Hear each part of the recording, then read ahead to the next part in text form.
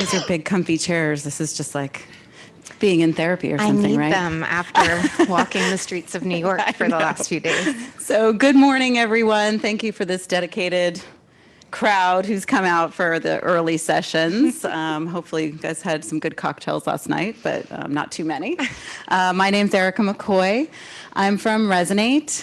At Resonate, our mission is to help brands build unbreakable relationships by providing rich, relevant, and recent consumer data that helps them truly be data-driven.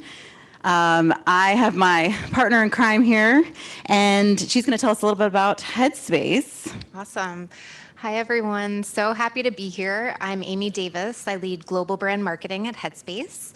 And the intro is just perfect. Headspace's mission is to improve the health and happiness of the world, which is a pretty amazing mission to get to try to live up to every day. At Headspace, I lead brand and content marketing and then owned and operated channels, so web and social as well. And should I go right into a little about Headspace as an org? Or? I think it would be interesting for people to, especially the recent acquisition. Okay, great. So I actually joined Headspace about a year ago in July, and then about a month into my time there, we went through a corporate merger. So talk about getting one job and having another presented to you, but it's actually been a really exciting time at the company. We merged with a company called Ginger, and Ginger does digital therapy, coaching, psychiatry, and medication management. And so if you think about mental health as a journey or as a spectrum, we all have mental health. It just depends where we are in that journey or where we are on that spectrum. We now offer the services for the full spectrum of care. So we think about Headspace really as the front door to care. And it's the service or offering that you can use on a daily basis.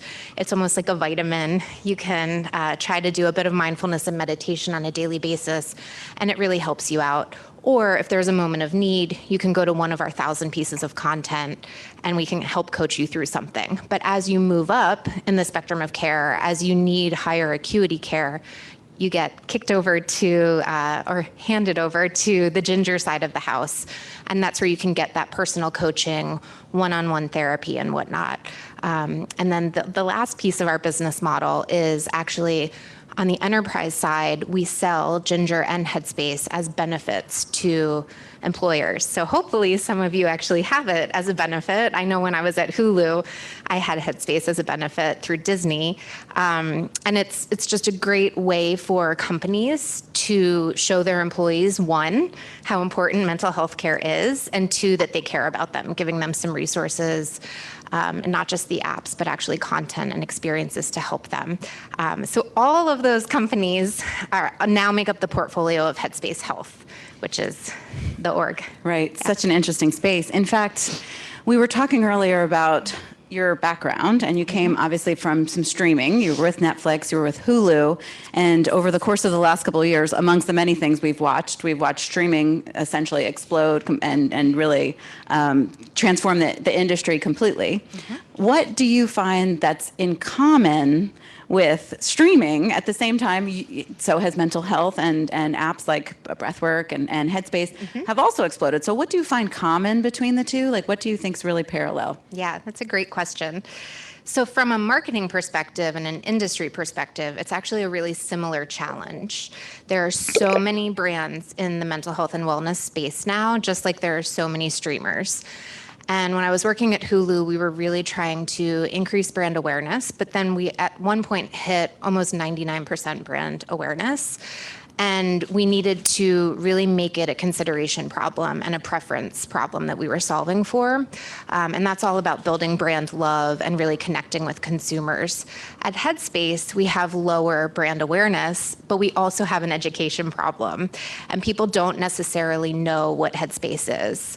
And they don't know how we're different than all of these many offerings in the space. So it's really about finding those unique value props, but also that brand personality that really sets you apart from all of those competitors. And then the other thing that I'll say that is similar about the two industries is just the magnifying glass that they both were put under during COVID-19. So there wasn't much we could do for 2 years, but there are two things we could do. We could watch TV and we could use apps on our phone to take care of ourselves. So there's been an influx in both of those industries. And I think it just shows how our world is evolving, and people want those go-to resources, the brands that they can really trust in their pocket or on their TV screen, to be there and have their back, whether it's for entertainment or for mental health resources. Absolutely. And obviously, we were talking a little bit about data, and one of the interesting things that we observed over the course of time, we've been tracking sentiment, intent, and behavior around the pandemic, social justice, other things, essentially since March of 2020. So we've been watching this evolve. And one thing that was so fascinating to me was the question we had about when will things return to normal? And so, asking that question in April of 2020 or August of 2020, we could literally monitor almost, if you want to say, the mental health of the consumer as they kind of navigated this space. And at one point, the answer was never. So we had the option never. At one point, never reached almost 15% of the population. It was like never. And then something very interesting happened. It leveled off to a point where people have almost accepted a level of stress. Yeah. There's a level of discomfort that has become the new normal. And so for anyone who's a data geek like me, I think it was just really fascinating to see that. But in that backdrop, it seems like a perfect opportunity to, like you said, empower consumers to care for their mental health. Yes. But you have a really important mission. You're trying to destigmatize mental health. Yes. Obviously, that's a big challenge when, ranging from a couple of different age groups, but how do you approach that as a mission? That's a great question. So it really is a through line in everything that we do as an org. It is a through line in how we treat our employees, how we build programs within our organization to create a good quality of life and a good culture for the people working at Headspace.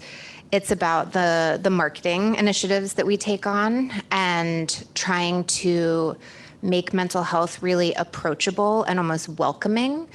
Everything that we do at Headspace is meant to feel friendly and relatable, and to take something like mental health that still to this day feels like a privilege for some people and make it accessible and put it into bite-sized chunks so that everyone can try it. And when you come into our product, we actually coach you through learning the basics of mindfulness and meditation.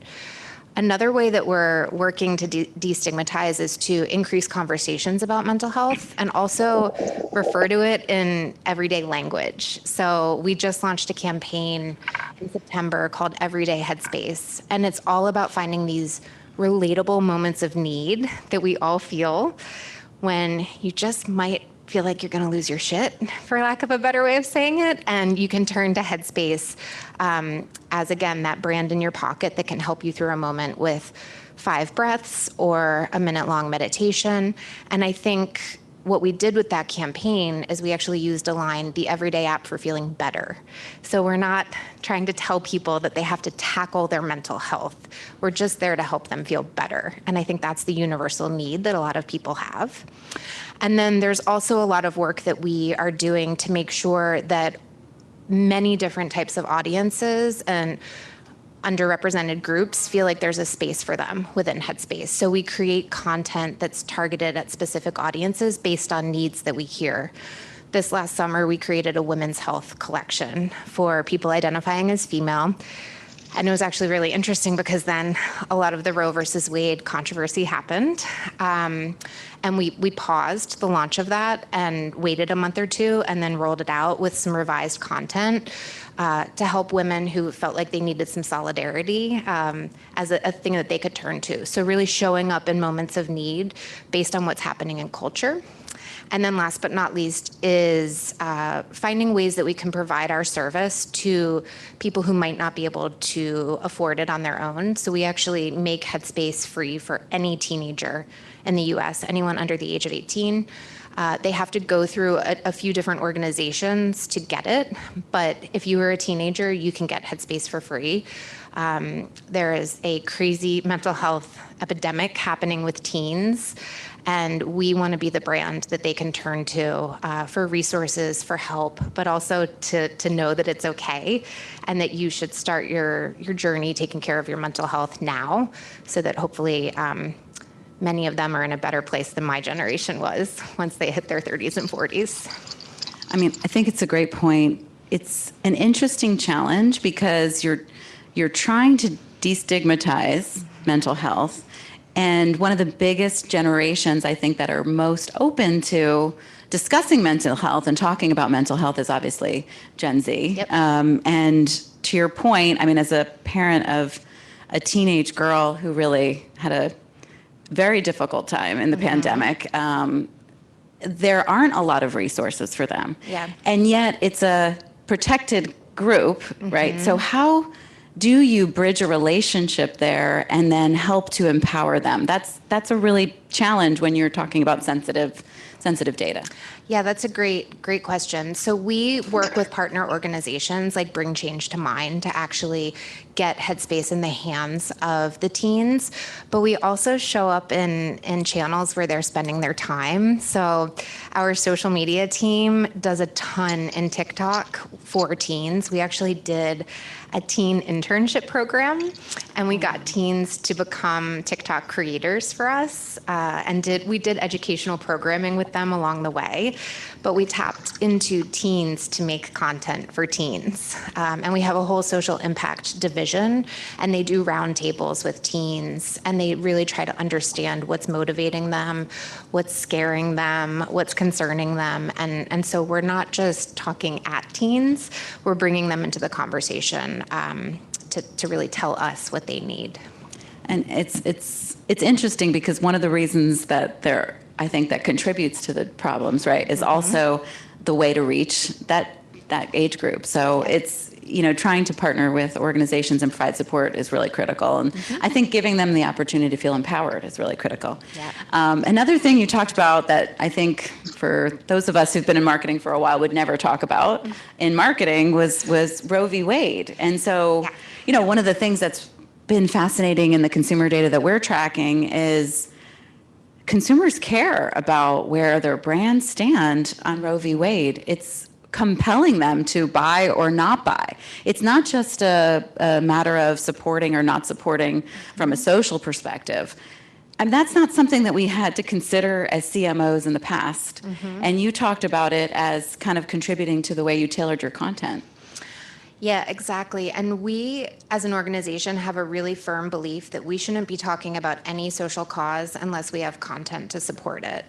And that's something that we ran into at Hulu a lot as well, because you can say that you're there for an audience or you're there for something horrible that's happening in the world, but if you don't have the actual product offering to back it, then it's all just lip service.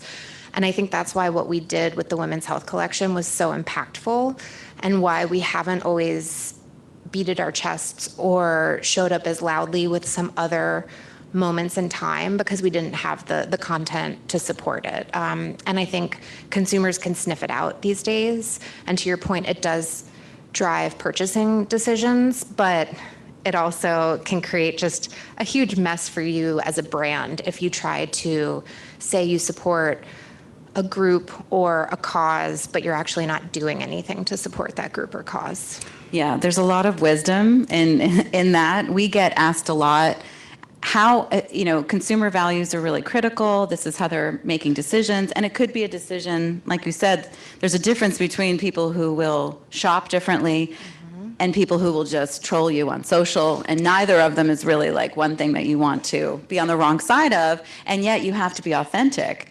And so brands will ask, how are we authentic? How can we be authentic to something? So I appreciate that you took a stand where you felt like there was a place to contribute.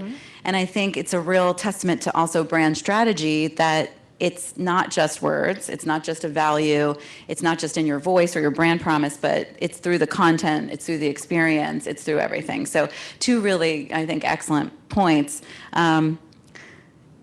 We talked a little bit about data and trying on this mission to destigmatize mental health and trying to understand an audience, but yet this is not necessarily data that's readily available. And, with privacy concerns, you're really challenged in collecting data, HIPAA and other concerns. So how do you get a really thorough understanding of your audience so that you can tailor, your marketing to reach them? Yeah, that's a great question, and something that is new for me.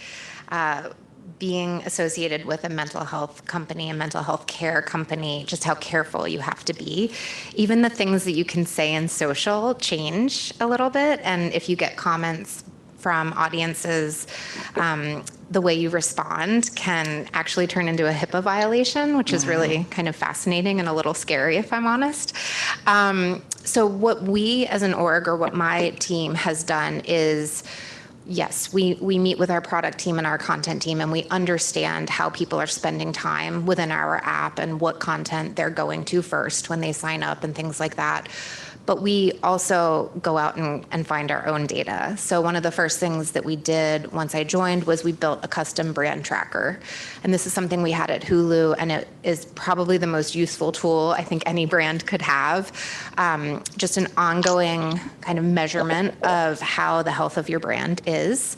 What is the brand awareness, the unaided awareness, consideration, purchasing intent, but also how do people perceive your category? And that's where we really learned that despite the focus on mental health right now, and despite the fact that so many people are struggling, people are still prioritizing physical health over mental health. So if you have 30 minutes to do something good for yourself in a day, a lot of people are going to go for a run rather than sit and meditate, which I would argue running is a form of meditation, but and people are intimidated by the language mental health, mindfulness, meditation, which has really led to our strategy of talking about it, but using everyday words and showing like everyday universal moments of need. And so that data that we've collected on a regular basis has been so helpful in how we show up as a brand, but also how we track how we're doing. You mentioned the universal moments of need, and I don't think you gave any examples before. I don't know if anyone's seen the ads, but I'm sure that we could all relate to them. Yes. There were a couple that at least I related to. Yes. So I can tell a bit about. So the campaign is called Everyday Headspace. We picked 4 moments when you might otherwise be having a fine day, but it just gets to be a little too much. So one example is a woman who's working from home on her couch, checking her emails, and she just gets one too many texts and pings from her boss. Another is a man who is putting together some IKEA furniture, and he's almost done, and he puts that last screw in, and the whole thing falls apart. Another is Sorry, a father. IKEA. Yeah. Sorry, IKEA. Could be any difficult to put together. Unbranded furniture. And then another is a father trying to get his baby to sleep, and then finally needs to use a sleep cast to kind of wind down after all of that. As a mother of 2, I feel that one. So I think what has been nice about that campaign is everybody sees themselves in a different moment. And preview, we're working on one for January now, and the come down after the holidays, and how you kind of stick to your resolutions, but also survive the January blues. So stay tuned for that one. I think I'm going to need that one too.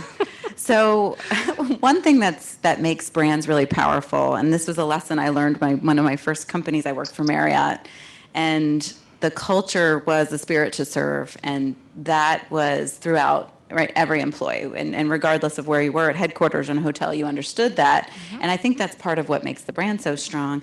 At Headspace Health, you're trying to do something very similar. You're really making this part of the culture. Yes.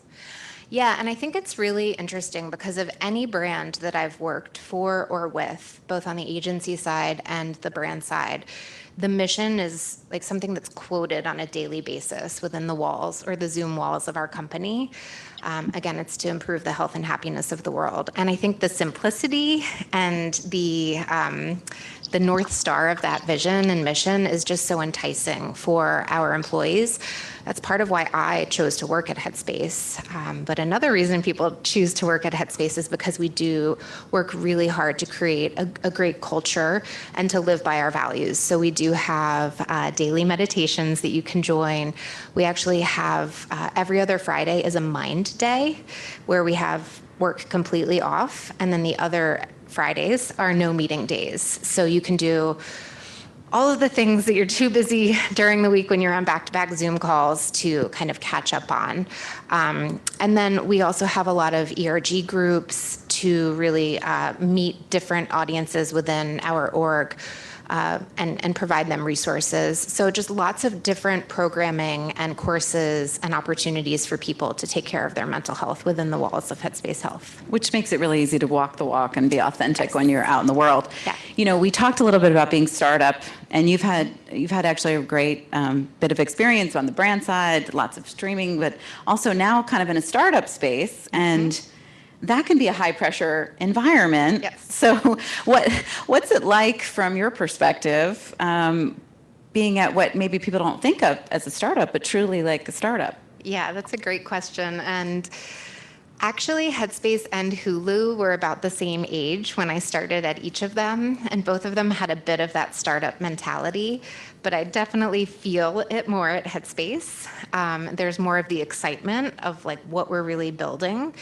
And with the merger, there is more of the freneticism of a startup, and we're just trying to get some wins and really build our story. And so I think it's a very different kind of marketing job to be at a larger, more established company with larger budgets and a startup that has a fraction of those budgets, but you're trying to make bigger impact.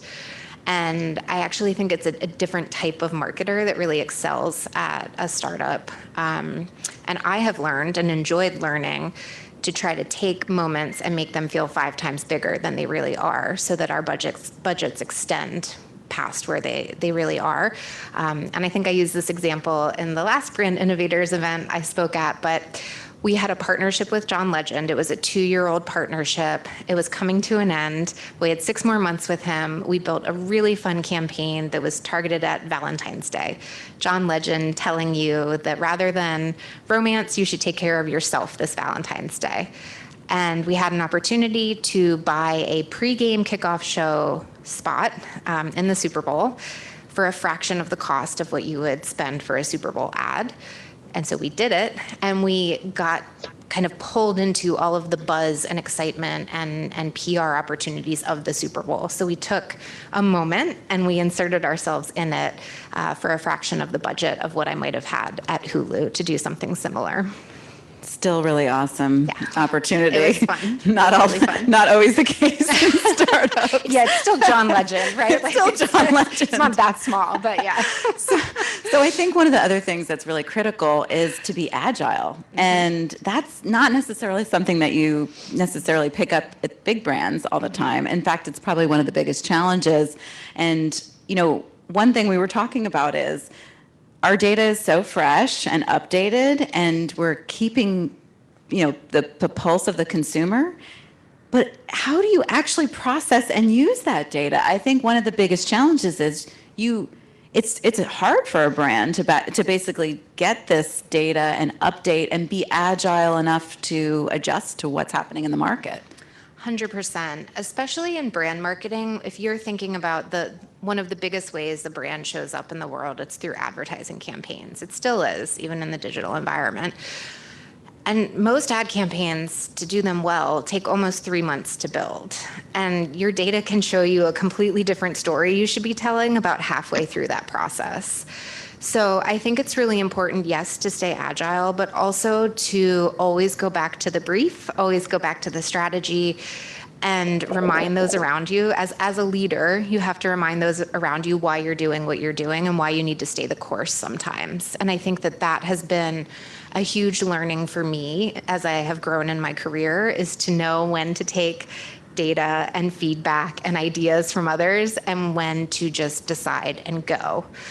Because at the end of the day, what's better than no ad campaign is actually launching something and making sure that that it is getting your brand out in the world. And the other thing that we do is constantly monitoring that data so that we can make refinements as possible along the way and stay as relevant as possible. Right.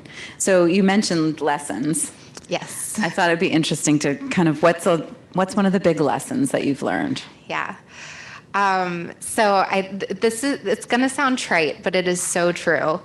The biggest lesson I have learned is to fail greatly and to just really throw yourself into what you're doing. And actually, if you fail, you probably learn more from that failure than if you succeed. So I will tell all of you, at Hulu, I flew to South Africa and shot a beautiful Super Bowl campaign that never never aired. And I actually learned more in that experience than any of the successes I had. I learned how a script that sounds good on paper might not translate into a great edit. I learned how to bring an executive team along on the journey, and how to handle it when something you put your heart and soul into is not launched. And I think that that's something that I'm now trying to teach my team, because yes, launching work is important, but the experience you create for the team around you and the leaders above you is almost as important in how you kind of move forward in your career. I think it's so true. I think, yesterday someone was saying is one of your biggest strengths is also one of your challenges. Yep. And I think it's that desire for me, like the desire to move quickly and be ready to go. But you really have to learn to bring everyone along with you. I think that's something I learned earlier in my career. Maybe I'm still learning. I think, we're probably always still learning. But that's a really, good example of, it had to be heartbreaking to not have your Super Bowl ad run, and compared to maybe some of the things you can give your team that team can see that example and know that sometimes you have to be able to pivot, but bringing people along so critical. Yeah. What about a mantra? Is there like a mantra, an Amy mantra? So I can't take total credit for this mantra. I actually credit Siegel and Gale with this mantra, and that's the first company where I really learned brand strategy. And their mantra as an org was simple as smart. And that's how they approached every strategic challenge. And that's what I now try to do and try to encourage my team to do. Your brand needs to be simple, focused, and straightforward. And you can do all of the deep teachings, even around mindfulness and meditation, once people are in your ecosystem. But when you're trying to bring people in the door, you need to give them something really simple and clear to understand and to do. And so I like to say that we are all consumers. So if we're not getting it, if a piece of creative or some messaging requires explanation, then there's no way a consumer is going to get it. And so make things as simple as possible, which will make them as successful as possible. And making things as simple as possible is probably the biggest challenge Very when hard. it comes to creative. Very hard sometimes. And messaging. Yeah. I love that. So last question, we talked about probably some of the people in the audience are familiar with Headspace. Some people may be familiar. It's a very, very crowded space. Yes. So when you think about that message and trying to be clear and simple, how do you differentiate Headspace from the different breathing apps, Calm, like so many different competitors that have popped up? Yeah, it's a great question. So I think there's two key ways that we think about differentiating, and especially on my team leading brand marketing. One is our tone. I think if you look at some of the other apps or brands out there, some of them are probably a bit more cerebral than we are as a brand, and some of them are a little bit more focused on perfection and performance. There is a big billboard of a competitor of ours in Times Square right now, which will remain nameless, but they partner with athletes and really successful individuals and talk about mental fitness. We are more about progress rather than perfection. We are about getting people to try mindfulness and meditation and to do it your way. And so even the way that we onboard you in our system and take you through step-by-step courses to teach you how to do it, it's a little bit different than what our competitors do. So that whole approach of making it easy, making it approachable, but also speaking in a welcoming and warm way, I think is what makes us different. If you guys haven't downloaded the app, you should definitely download it. I know I'm going to download it. And I just want to thank Amy for taking us through this journey. I think it's been awesome to talk to you. And I don't know if we have literally 30 seconds left. If there's any questions, we'll be happy to answer them. No, we're no questions. I have yeses and nos. Sorry. I just have a quick question. You mentioned the work that you're doing for teens, and I know mindfulness and social emotional learning is such a big part of the curriculum in elementary schools now too, in particular coming out of the pandemic. I'm just wondering if you offer content for younger kids, or if that's potentially part of your future strategy. It's a great question. We have Headspace for teachers, and we offer programming for teachers where they can bring Headspace into the classroom. And then through some of our partners, I think we offer opportunities for bringing the product in, but our focus is really more on teens at this moment in time. Awesome, Yeah. Thank you. Yeah. I love that. The poor teachers, they do need Headspace too. Right? Yeah, they need it the most, I think. Yeah. Okay, I think we're going to get, yes, I'm getting the no in the back. Okay, thank you.